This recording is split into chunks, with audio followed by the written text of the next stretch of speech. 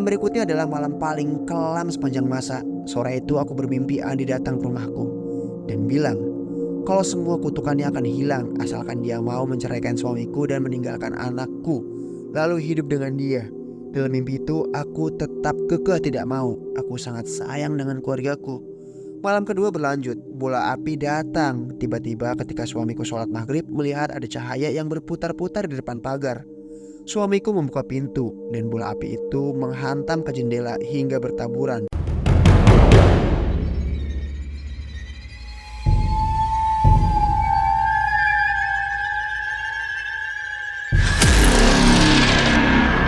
Assalamualaikum warahmatullahi wabarakatuh.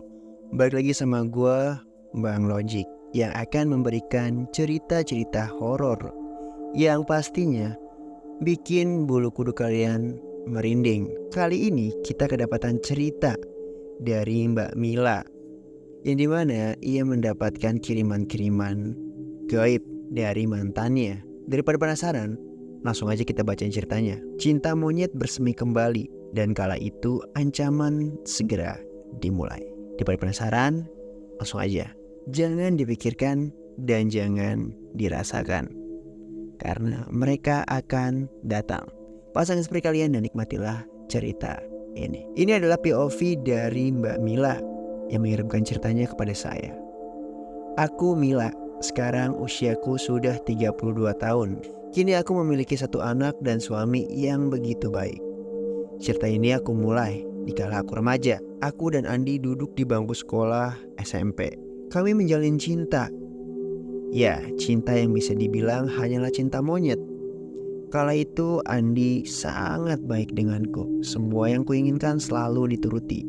Setelah kami menjalin hubungan sekitar 6 bulan, aku dan Andi harus terpisahkan karena jarak. Ya, meskipun pada masa itu aku merasa itu sekedar cinta monyet, namun tidak berlaku untuk Andi. Andi bersikeras, katanya ingin tetap menunggu aku sampai aku bisa menjalin hubungannya lagi dengannya. Kala itu ayahku adalah seorang kontraktor pembangunan yang kerjasama oleh pemerintah. Jadi kerjanya bisa saja pindah-pindah lokasi dan tidak menentu. Suatu ketika aku mengemas barangku, dan hari itu aku berpamitan dengan Andi. Andi dengan wajah yang sangat sedih, bercampur kesal. Kenapa semua harus terjadi kepada kami? Aku berkata pada Andi, "Di, maafin aku nih. Ini bukan pilihan aku, tetapi kami sekeluarga harus pergi." Andi menanyakan alamat tempatku tinggal. Karena usiaku pada saat itu masih belia ataupun remaja, aku tidak paham kemana aku nanti pindah. Yang pasti jauh dari Andi. Karena di tahun 90-an masih jarang orang menggunakan handphone seperti sekarang ini. Sekiranya ada, itu hanya untuk orang dewasa. Andi pada saat itu sangat sedih, dan ia meninggalkan nomor telepon rumahnya kepadaku. Dalam surat itu ada sepucuk surat yang isinya kurang lebih, ia sayang padaku, ia mencintaiku. Dia juga ingin menungguku sampai akhir hayatnya. Tak ada yang bisa memisahkan cinta kami.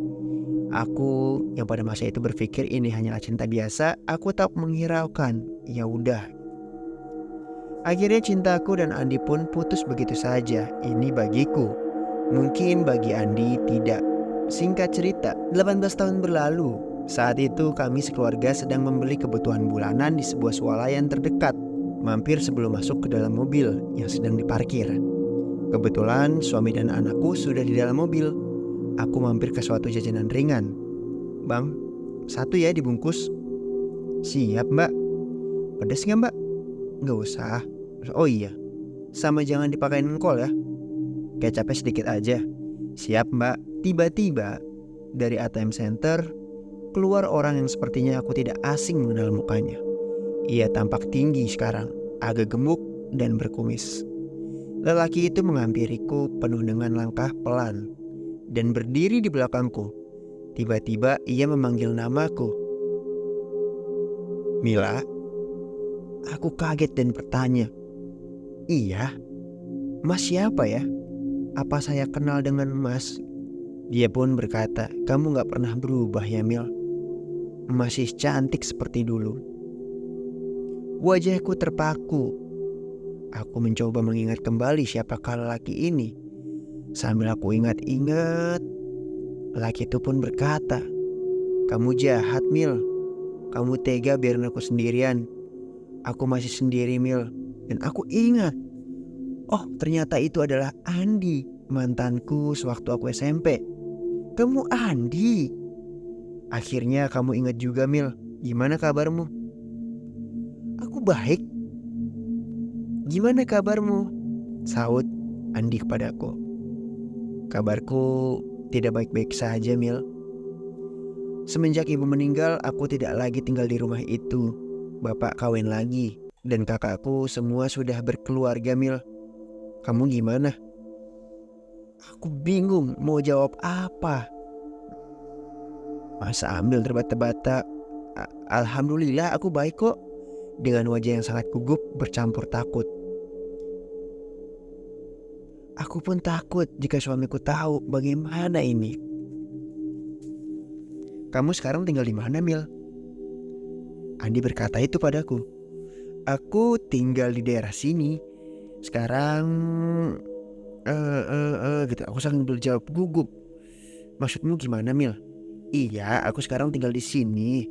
Karena kan dulu ayahku pernah sempat menyisakan lahan tanah yang ia ingin bangun. Cuman berhubung ayahku pergi-pergi kerja keluar kota, jadi tidak terurus gitu.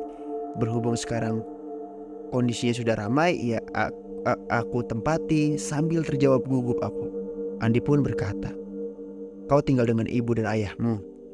Aku pun mengeles. "Maaf Di, aku harus buru-buru. Maaf ya. Kamu mau kemana?" "Apa kamu gak kangen sama aku, Mil?" Andi pun berkata seperti itu. 18 tahun aku menunggu kamu, Mil. Tuhan emang baik ya, Mil, mempertemukan kita lagi.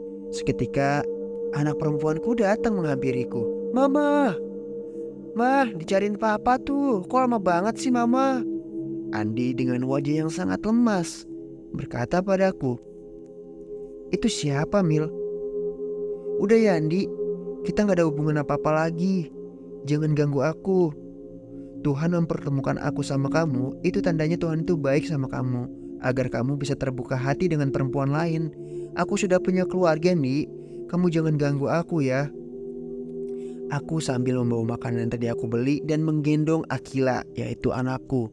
Aku langsung ke parkiran mobil. Suamiku bertanya, "Dari mana aja sih kamu? Lama banget."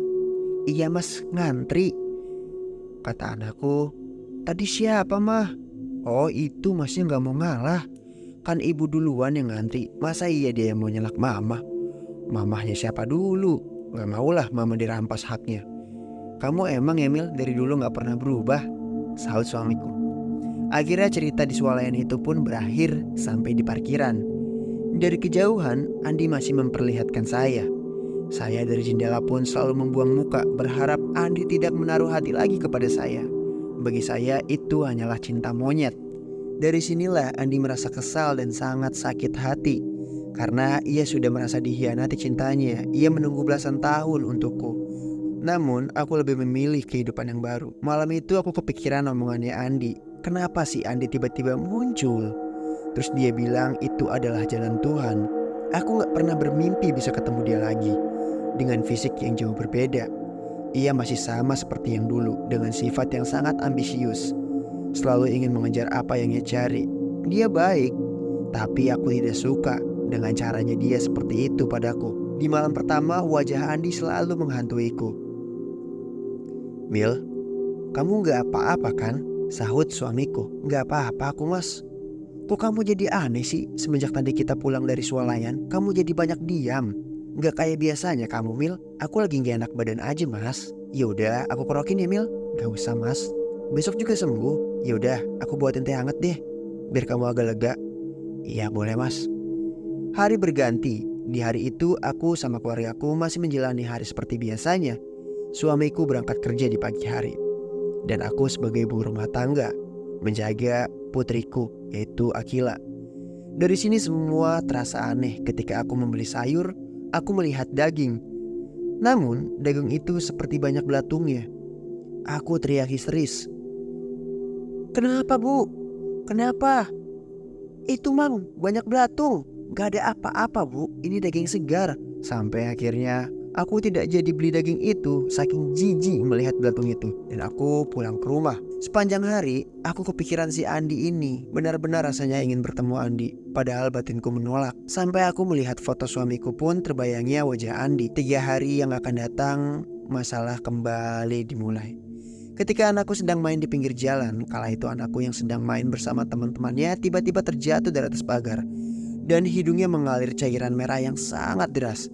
Lalu di tangannya timbul seperti ada ular yang menonjol di dalam kulitnya. Lalu malamnya anakku mengigau, "Om, jangan bawa aku takut.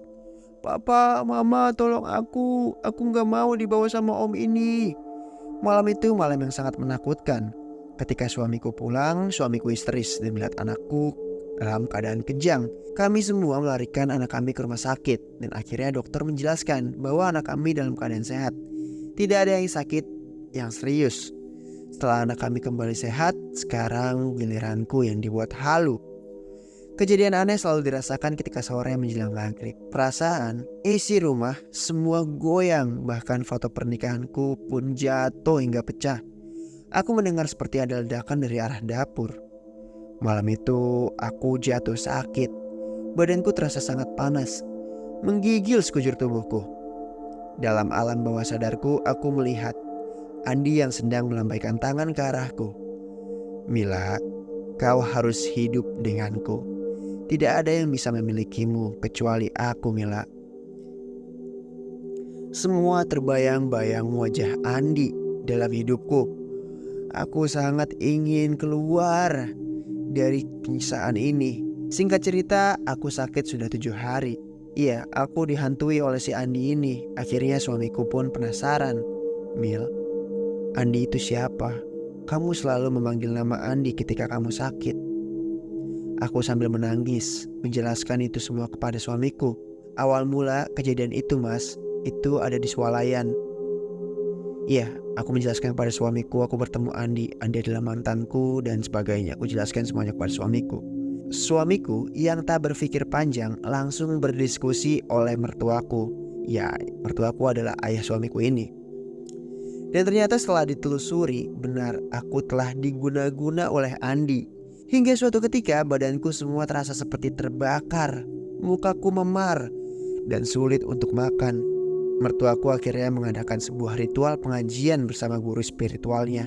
Ketika ia mengadakan ritual, semua barang yang ada di dapur berjatuhan. Semua wajan, gelas, panci dan sebagainya pecah, jatuh ke lantai. Gorden pintu tertiup angin yang sangat kencang. Anakku yang kala itu masih balita sengaja aku taruh di rumah neneknya agar sesuatu tidak terjadi padanya. Ketika mertuaku membuatkan air doa, aku minum air doa itu.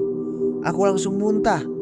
Percaya atau tidak, aku mengeluarkan kawat-kawat kecil dari mulutku. Malam itu beberapa ekor burung gagak mengitari atas rumahku sambil membawa beberapa bangkai burung. Entah burung apa jenis aku tidak tahu. Sangat bau bangkai. Malam itu pun usai. Ruqyah pertamaku sudah dilakukan oleh mertuaku dan guru spiritualnya. Aku merasa agak mendingan di hari itu. Aku pikir malam itu adalah malam terakhir aku diguna-guna. Ternyata tidak.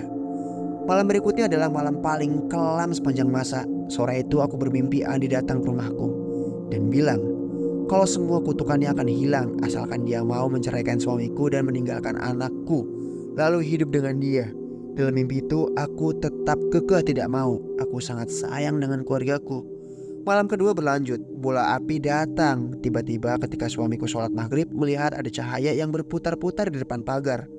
Suamiku membuka pintu dan bola api itu menghantam ke jendela hingga bertaburan. Jadi bola api itu pas pecah ia menjadi serpihan debu gitu. Kata suamiku malam itu aku kesurupan. Aku berkata, "Ikhlaskan dia. Dia milikku. Kau tak layak menjadi suaminya. Kamu harus ceraikan dia. Kalau kamu sayang sama dia, tidak ingin dia mati, kamu harus ceraikan dia." Suamiku terpancing emosi. Mertuaku kembali melakukan ritual pengajian bersama guru spiritualnya. Tanganku diikat dan kaki pun juga diikat. Ketika itu aku merasa aku berada di dunia aneh. Aku melihat Andi sedang memakai jas dan memanggilku untuk ritual pernikahan. Aku ditarik oleh makhluk yang sangat besar, tinggi, gede, hitam. Tiba-tiba aku merasa ada yang menarikku dari belakang, yaitu suamiku. Dalam mimpi itu, ia berkata, "Istighfar, ayo pulang. Ayo, istighfar, ayo pulang, Mah. Pulang, pulang. Anak kita sudah menunggu, Akila sudah menunggu." Seketika aku langsung tersadar. Pas aku sadar, aku merasa badanku semuanya sangat sakit. Tanganku diikat, kakiku diikat. Ya, aku disaksikan beberapa orang di kamarku. Seminggu berlalu, akhirnya semua kejadian-kejadian itu pun hilang. Aku sudah membaik. Anakku pun tidak menjadi korban lagi. Suamiku yang saat itu semakin emosi dengan kelakuan Andi, ia diam-diam mencari tahu nih, Andi itu siapa. Akhirnya ia bertanya lewat teman-temanku di masa itu. Ia cari tuh, Andi itu siapa. Ketika suamiku tahu sosok Andi yang dimana itu adalah mantan sekolahku dulu. Ternyata Andi baru saja mengalami sebuah tragedi kecelakaan besar dan mengakibatkan kematian. Sampai sekarang masih menjadi misteri apakah memang benar Andi pelakunya ataupun tidak. Wallahu alam. Ketika Andi meninggal, semua keadaan berubah seperti sedia kala. Aku baik-baik saja sama suamiku dan anakku saat ini. Nah, itulah kisahku, cinta monyet menjadi malapetaka di kemudian hari. Nah, itu kisahnya Mbak Mila. Jika ada kesalahan ataupun kekurangan dari cerita yang saya bacain, mohon maaf. Jika ceritanya berbelit-belit dan tidak beraturan. Jika kalian punya cerita-cerita horor seperti Mbak Mila, kalian bisa kirimkan ke email yang ada di kolom deskripsi di bawah ini. Terus dukung channel ini agar semakin berkembang dan semakin banyak lagi cerita-cerita horornya. Jangan lupa untuk di like, subscribe, komen sebanyak-banyaknya, lalu share ke teman kalian. Assalamualaikum warahmatullahi wabarakatuh.